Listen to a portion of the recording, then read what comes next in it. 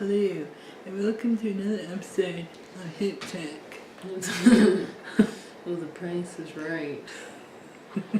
Because it's free. Yeah.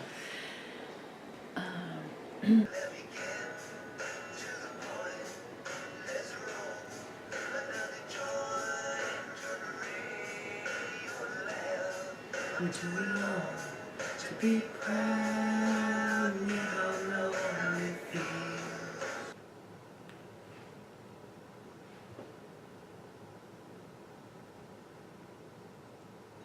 What are we going to say? What shall we say? Hello. Hello, welcome back. Welcome back. I'm freezing. Kara is not because she has her shawl on. My granny shawl. No, actually my feet are cold and I was just thinking I should put something on them, but I haven't. Yeah, well, you know. Fall is in the air. It is. I love it. Finally. It's freaking October. Yeah, I love being wrapped up. I really do. Gosh. I like being warm and toasty. Yeah, but only to a certain extent. I just like being warm and toasty. I'm just glad the bugs are going away. I hate bugs. Yeah. So yesterday we were saddened to hear. It was a sucky day yesterday.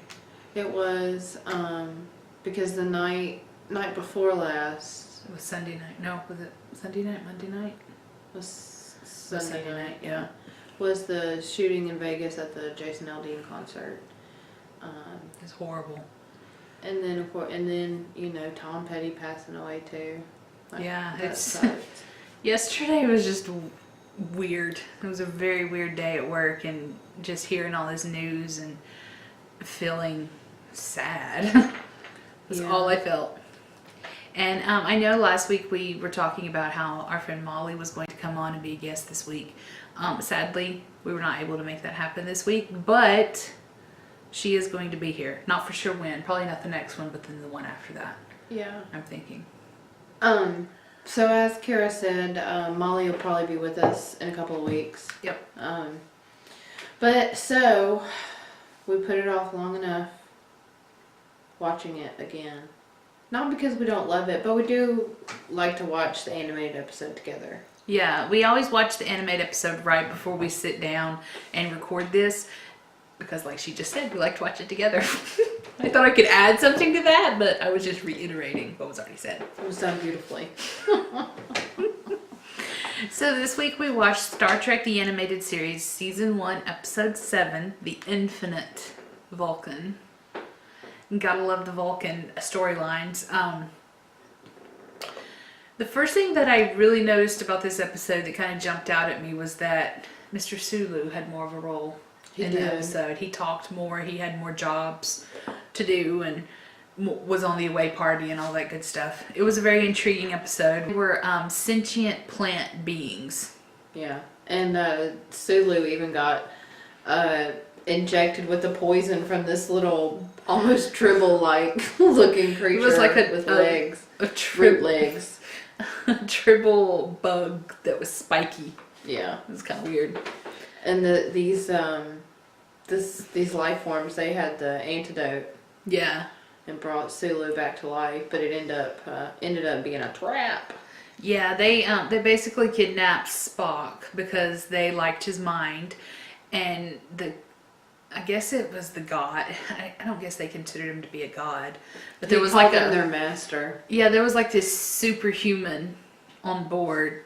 No, they weren't on board anything. No, they were on a planet. There was this superhuman on this planet that had landed there and brought disease to the people of this planet. So they were mostly eradicated. Only a few remained, but he worked tirelessly trying to fix it. And then it just kind of devolved into where he kept cloning himself and creating each clone bigger and stronger and better.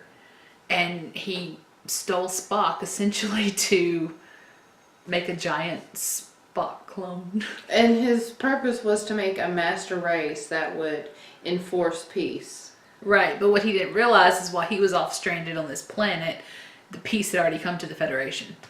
So it ended up being an interesting way because Spock almost died, but then the giant Spock did a mind meld on the little Spock. He mind touched himself. And he was being full on sarcastic because he was talking as gigantic Spock and then the mind meld and, you know, Jim. And just kind of raised up and started talking to... I like the part where he was like, Spock was like, that was my first thought. Well, naturally. Oh my god. And who called Sulu scrutable? Oh, no, well, Sulu had said something about being inscrutable. And then Kirk is like, Mr. Sulu, you're the most scrutable man I know. And then it like zooms in on Sulu's face and he like winks at the camera. And that was the end of the episode. Oh my gosh. It was definitely a witty episode. I really enjoyed it. Yeah, it is getting better and more enjoyable. And the music, I don't know if maybe it's just me getting used to it or the tone of it has kind of livened up a little bit. But even you were kind of dancing with it tonight. Yeah, there was definitely some jazz woodwind in the music. Yeah. The music is definitely jazzy. But we were not dancing this Sunday evening when we were watching Discovery. It was more of a, oh my god, this is happening to me.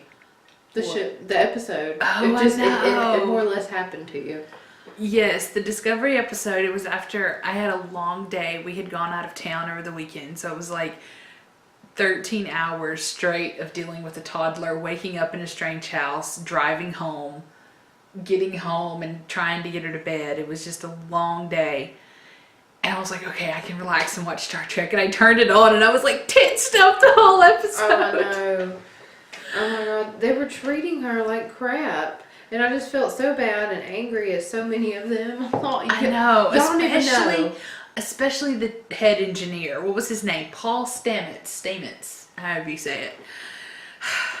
He's not one of my favorite characters so far. But Saru did give He's on my list that's over here. He's on this list.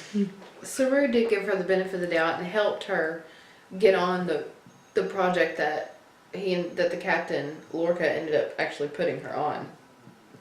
Yeah, and I liked the first time that Michael and Saru got to talk to each other, just the two of them, was when it was the next morning after she got to Discovery, and they were standing outside engineering, and he was very honest with her. He flat out told her, "I think you're a dangerous person," because that's what he felt. And because he was so honest with her, he still acknowledged, because it came to when the captain wanted to send her on this party. The chief engineer pushed back, so the captain turned to Saru and was like, well, what is your assessment? And Saru had to be truthful because he's such an honest person. Yeah, he said she's the most capable Starfleet officer that I know. Right.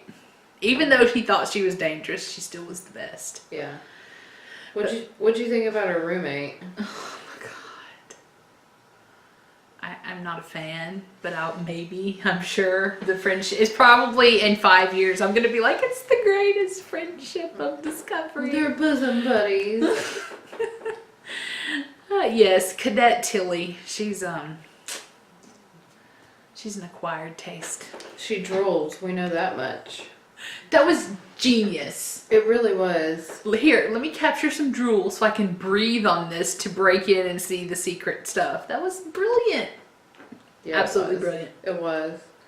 And that secret stuff, those little, what do they call them? Space bugs? The space bugs. Yes. Okay, since you mentioned that, I want to go back to the beginning because when we started talking about Discovery, we went off on whatever we went off on. I got a lovely bunch of coconuts. Diddly-dee. Here they are, standing in a row. Bum, bum, bum. Big ones, small ones, some as big as your head. Want a potato? Do I want a potato? I don't know. Do I want a potato? Yes, please. Okay, so we just kind of jumped into talking about Discovery, but I kind of want to go take a few steps back. Okay, so this episode started out where Michael Burnham was on a prison transport. And this has spoilers, so if you don't want to have spoilers, you can turn this off now. Beep, beep. Okay, so they were in this shuttle. It was Michael Burnham and 3 other prisoners. It's a total of 4. So it was Michael, 3 other prisoners, and the pilot of the shuttle. They were doing a prison transport. Now, Michael was questioning her, like, why is this a transfer? You know, she was saying, you know, I wasn't notified I was getting this transfer. It was unexpected. Why are you doing this? Okay, so then they're out there and these space bugs land on the shuttle and start draining the power. So the captain of this little vessel gets in the spacesuit and goes out to try to clean them off and get rid of them before they completely drain the ship. While that happens, she has an accident. Her cord is severed and she flies off into space. And was there somebody shooting at them? Is that what it was? It wasn't. No, I don't think anyone was shooting at them. But it was, their ship was failing because of the space bugs. And then all of a sudden, here comes Discovery, beaming them up in a tractor beam. And she's on Discovery. And then later on in the episode, I started getting the feeling, I don't know if this is true, this was just a feeling I got. I started getting the feeling that the captain masterminded getting her off of that prison transport. So either he arranged it or someone he's working with arranged her sudden transfer. And then the ship changes course unexpectedly in the middle. And then they're there to save her. With the same space bugs. Right, because those are the same space bugs that was in the secret project, right? I think. Somebody correct us if I'm wrong, but I think so. I think that the more we watch, the more we're going to learn about it. But it's a grittier, more... It shows the non-perfect side of the Federation. And I really like that because any society cannot be perfect. And the other Star Trek shows, they did show us a more perfect side of it. But now we kind of get to see the other side of the coin. Yeah. To me, that's cool. The confliction. Right. You know, because most of the Star Treks we have watched, it, with the exception of, you know, DS9, and there was some in Enterprise, but War. You know? Right. And sorry, we had a little different. We have a Star Trek timelines pop up over here because we're obsessed with this game and we can't stop playing it. First Mage Heron found an unusual substance while collecting water samples on an L-class planet. It is vicious acid. It is a vicious acid fluid. Viscous, Excuse me. Capable of movement. But we cannot determine whether it is sentient. Should I leave this substance on the planet, take it for a sample, or destroy it? I said leave it. Mm-hmm. Better be safe than sorry. And curiosity killed the cat. Whoa. See, you chose the right thing. Good for you. I did, and I got Archer, and now I confuse him, and he'll be 2-star. Okay. So all that together, and you know they were so mean to her, but hopefully Well, she saved several of their lives. she did. Getting off the, was it the Glen? Was that the ship they went to? Yeah. Where it looked like the Reavers from Firefly had taken over. I mean, That was insane. horrible. Like the twisted faces. It was very strange. It was, and the captain keeping that creature. And I liked the fact that the Klingons got there before they did.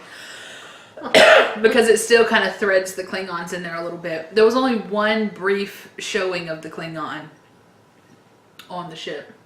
So did they say in the episode, did the animal get there first or did the Klingons get there first? Did the Klingons bring the animal? I don't believe so. From what, and I could be wrong, but from what I gathered from the episode, that the creature was the creation of the experiments that engineer was doing on the ship. yes. And They kept it. I think that's why he brought it to the Discovery, because at the end of the episode it showed that creature behind the force field. So I really think that he brought it there for his engineer to now study it. Yeah. But he was determined to get that tech off that ship. And Michael really proved herself. Like, she was, she took away the attention of the creature and had it chasing her through the Jeffries tubes, and then dropped down into the ship. It was like, she really saved their lives. She saved their butts. She really did. I'm excited about it. There's still people who are upset about it, but Haters gonna hate. I don't really. I won't even read. I read a little bit of the negative stuff for Discovery Online, but I just try to stay away from it because. Well, I'm glad though. This week we've had so much to watch. It's been a cool TV season. I had to get caught up. I was behind on everything. Yeah, Kara watched some of the Orville. Well, the caught up on the Orville, didn't you? Mm-hmm. 2 episodes. So, the first one you watched was about a girl, right? Yes, that is the one about Bortus and Clyden's new baby girl. That, they are from a race where it's all men. And when they first told you about that a couple episodes ago, when he talked about he'd laid an egg and all that, and he was talking about how their race was all men, you just think that's how it happens. But here it is, they have a girl, and you find out that it does happen, but it's like a really bad thing. And they do a gender change on the baby at birth. Mm-hmm. So, to me, that's really Seth MacFarlane's homage to Star Trek. This episode is like some of the what Gene Roddenberry tried to do as far as put social situations current social situations that we might be having, in the future, and putting it together. And I mean, it's obviously not a hidden way, but yeah.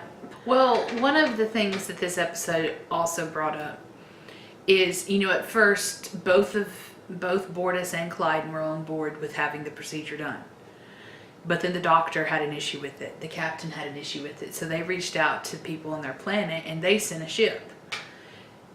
But then Malloy and Lamar made Bortus sit down with Beer and Rudolph.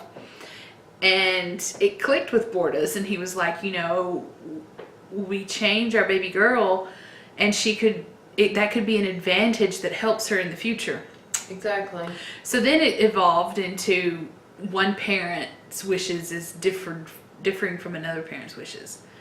So it was just, they approached the situation from all sides. It was really very interesting how everyone got to show their argument. Because then, the chief of security, she was able to go try to show how strong she was. She did that at the tribunal, shaping the cube into a sphere.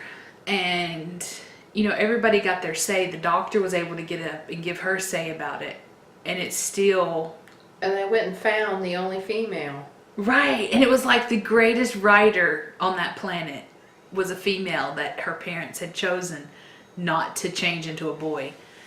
So it was, it really kind of hit home because it kind of had you feeling conflicted about it because you saw so many different sides. So you're like, well, why are they trying to change her? But then as Clyden was saying, she won't fit in if we don't. Yeah. So she's going to be an outcast if we don't do this. A quiet day aboard the Prakash today. I've given most of the crew short shifts so they can have time to relax. It does show that it's not always black and white. Right.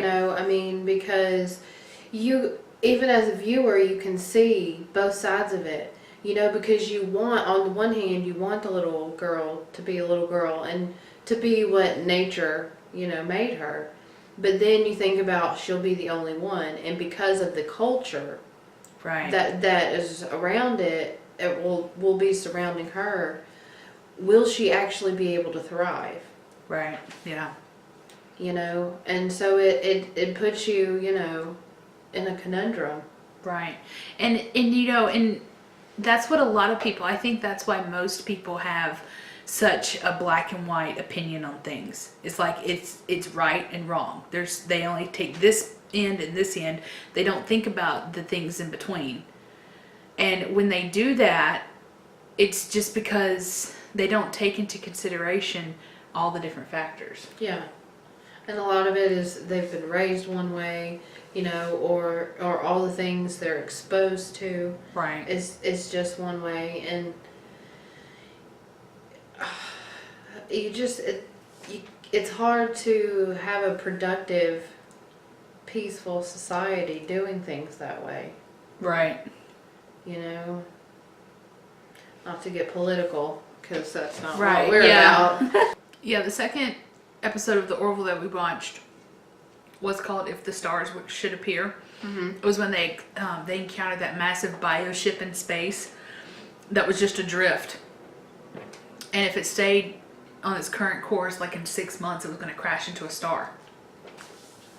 So they went on trying to help it, and they found a complete, you know, countryside and city inside this gigantic ship, and it was a real fanatical. What did the robot call it? A dictatorship of theocracy or something. Yeah. Theocratical dictatorship. Mm-hmm. So they were trying to change it. The people there ended up taking Kelly, the first officer, hostage, and then they had to convince them that they were on a ship, and they ended up finding the bridge to the ship and trying to figure out how it was going to be repaired and all that good stuff.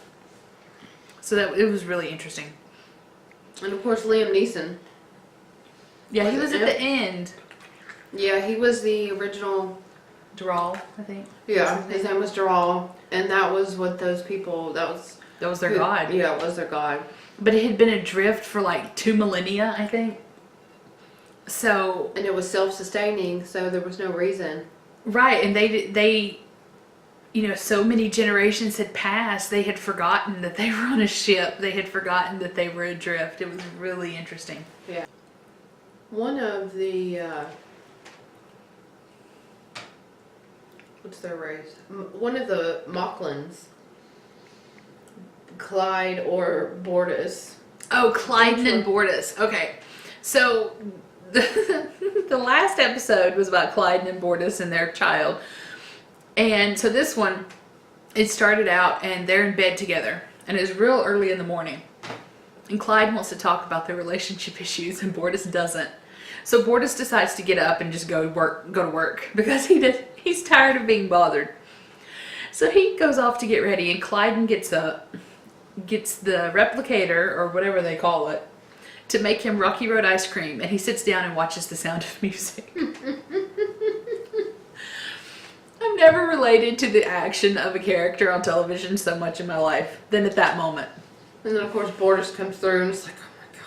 I know, they're just looking at each other and Clyden's like, what? Right. It's like 4 o'clock in the morning, but I'm going to sit here and eat ice cream and watch a cool movie. We also watched another show. I know we're throwing a lot of shows out there tonight, but Big Bang Theory. Yes, I'm so excited that it has come back. And I know some people may not like that show anymore, but whatever. I still like it. In this week's episode of The Big Bang Theory, they had Romulan ale that I think Sheldon had bought it at Comic-Con a few years back, which essentially was vodka with blue dye in it. So everybody got wasted on Romulan ale on this week's episode of The Big Bang Theory. It was glorious, magical. And I always love The Big Bang when Regina King comes back to guest star. She plays the HR lady at the college. Oh my god. She's hilarious. She is. I like Regina King. I was watching 227 the other day. Have you ever watched 227? Is that a show? It is a show. She was a young teenager. Oh, okay. I'll have to check that out. It's actually on demand on Xfinity. That's how I was watching it. Yes, I love 227, and it's got the woman who played Florence. I think her name was maybe Florence the maid in Jeffersons. Oh, okay. You know, moving on up to the skies. Wait, to the east side. You know. Anyway. But I like it. It's a cute 80s show. Yeah. And it also has the woman who played the mom in Sister. Oh, okay. You're saying all of these shows and I have not watched any of those shows. Anyway. It's I love 227. I'll have to check it out. Yeah. We promise we won't make you listen about 227 after she watches it. All right, so yeah, we had, like we mentioned earlier, we had a big week. We've watched the animated series, a new episode of Discovery. We're caught up on the Orville. Finally got to talk about that some. And, you know, that's pretty much all we have this week. Playing timelines, you know. Yes, timelines. Like so always. addictive. And we haven't checked out Star Trek Online yet, but that's on the to-do list. Just haven't done it yet. Definitely. And also, I'll be going out of town in a few weeks, so we'll be getting some out-of-town footage as well. Well, isn't that just special? So excited! Well, anyway, thanks for coming and hanging out with us again. Thank you for following us on Instagram and on Facebook. We're trying to get Twitter up and running, but you know how that goes. So yeah, like this video, Subscribe. share this video, go to Instagram and check us out at HipTrek. Go to Facebook and check us out at HipTrek. At HipTrek, at HipTrek, at HipTrek. That's because we're hip Trekkies. Hip, hip, hip, hip, hip, hip, hip, hip, hip. All right, see y'all later. See you guys. Bye.